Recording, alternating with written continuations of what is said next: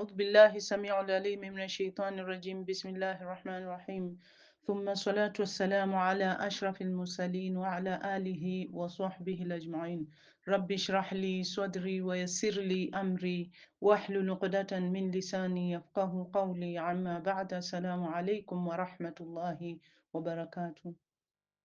My dear sisters in faith, we are going to continue with our lecture, and today's lecture is about understanding why children may reject Islam. My dear sisters in faith, for many Muslim parents, it can be incredibly difficult and emotional when a child starts questioning their Islamic faith, whether it's because of external influences, societal pressures, or personal doubts. This is a growing concern, especially for families living in non-Muslim countries or societies. So how should parents respond when a child starts rejecting Islam? Number one, external influences and exposure to doubts. Many young Muslims grow up surrounded by diverse cultures and belief systems, particularly in Western countries or in a non-Islamic environment. So, social media, friends, and exposure to different ideas at school can lead to Muslim teens questioning Islam. They might feel that Islam is being unfairly represented or associate the faith with negative portrayals in the media. Number two, media and misrepresentation. In today's digital age, the media has a powerful influence. For example, many young Muslims grow up hearing about conflicts in the Middle East or seeing negative uh, portrayals on Muslims. This can cause an identity crisis in Muslim teens, leading them to doubt or reject the values they were raised with. Number three, intellectual curiosity. It's natural for teenagers to ask questions and challenge beliefs, especially when it comes to something as a fundamental as religion. So if your child is rejecting Islam, they may be trying to reconcile their own questions about life, faith, and spirituality with what they've been taught. This kind of curiosity, my dear sisters, about faith is normal, but how we as parents respond is critical. So parents facing the challenge of a child rejecting Islam often encounter these questions or the following questions. One, the authenticity of hadith. Some children argue that hadith were not written during the Prophet's sallallahu alaihi wasallam lifetime and are therefore not reliable. While it's true that hadith were compiled after his death, so scholars used vigorous methods to verify their authenticity first. So again, the preservation of hadith is based on a meticulous process that has no parallel in any other religious tradition. Number two, doubts about the Quran's preservation. A common concern for youth, that, my dear sisters in Islam, questioning Islam is whether the Quran has been perfectly preserved. Some claim that the oldest Qurans date back to centuries after the Prophet's death.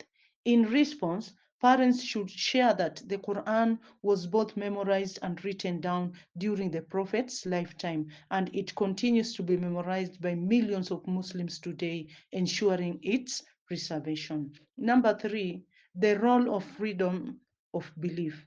Many Muslim teens emphasize the right to choose their own beliefs, especially in countries where religious freedom is respected. Islam acknowledges this principle in Quran.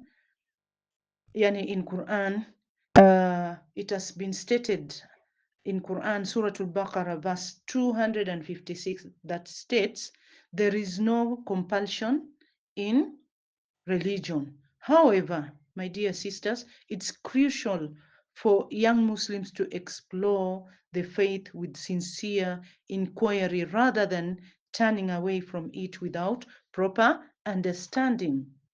My dear sisters in Islam, how do we approach a young youth or a child rejecting Islam? How do we approach it? Number one, by open dialogue.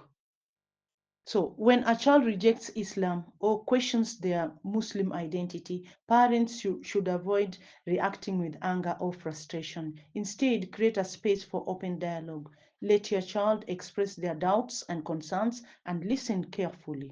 This helps maintain the relationship and keeps communication open.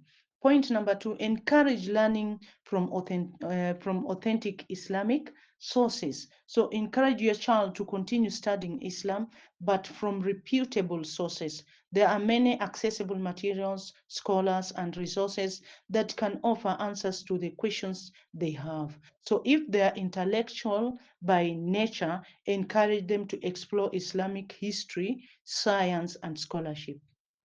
Number three, practice patience and make dua. Patience is vital when addressing issues of faith with children. Remind yourself that guidance comes from Allah subhanahu wa ta'ala alone.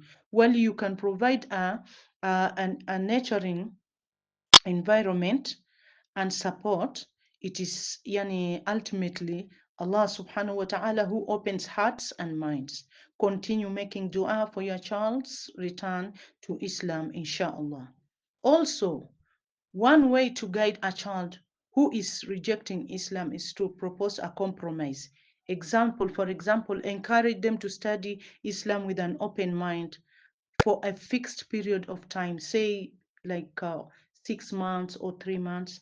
Suggest that during this time they focus on exploring Islam from reputable scholars and sources without feeling pressured. At the end of the period, they can re-evaluate their beliefs um, with a more informed perspective. In conclusion, my dear sisters in Islam, is patience, knowledge, and faith. If your child is rejecting Islam, know that this is not an uncommon challenge in today's world. Many parents face similar struggles. The key is to approach the situation with patience, wisdom, and a commitment to guiding them with love. May Allah subhanahu wa ta'ala guide all our children and strengthen their faith. Shukran jazila.